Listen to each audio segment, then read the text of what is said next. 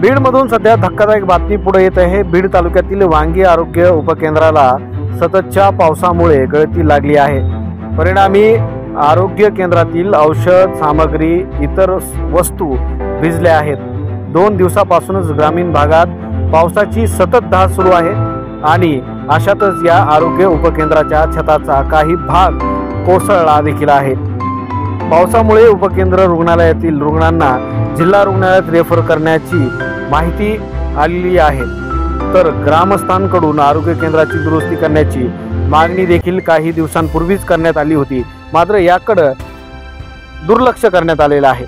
मात्र या वांगी गावातील उपकेंद्राच्या या प्रकारामुळे आता बाकी देखील उपकेंद्र हे धोक्याच्या अवस्थेत असल्याचं देखील नागरिकांमध्ये चर्चा होत आहे।